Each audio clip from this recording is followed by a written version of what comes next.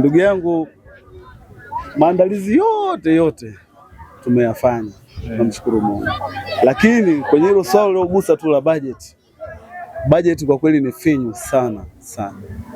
Yaani ni finyu sana. Tunachokifanya kwa sasa hivi ni kutafuta pesa tu mpaka kufikia walau tarehe 9 tuone kabisa kwamba walau tumefikia angalau kusafirisha timu.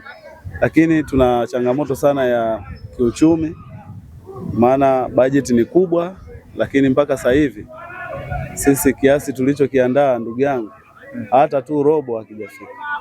Umeona? Kwa hiyo tunategemea sana wadau wetu wa Dodoma waisaidie timu yao.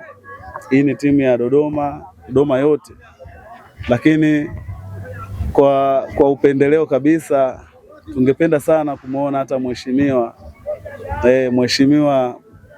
Mzee Mavunde kama angeweza kutushika mkono, kwa sababu sisi ni mabingwa wa mkoa, lakini natoka wilaya yake, wilaya ya Mtumba.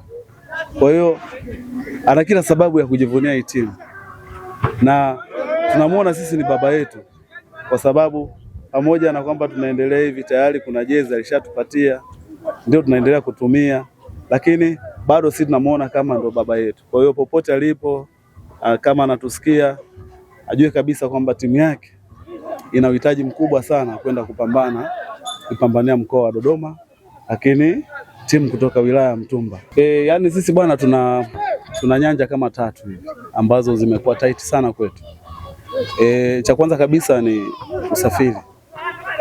Usafiri ni tatizo kubwa, kwa sababu kusafirisha watu 27, ndugu yangu, kwenda Manyara sio kitu kidogo. Lakini kitu cha pili ni maradhi kule.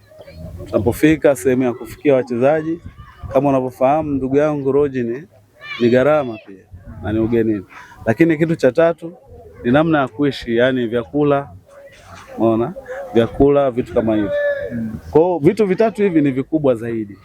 Ukiachana na vitu vidogo kama kiti za mazoezi, unaona? Kutuongezea vifaa kama mipira, hasa mipira.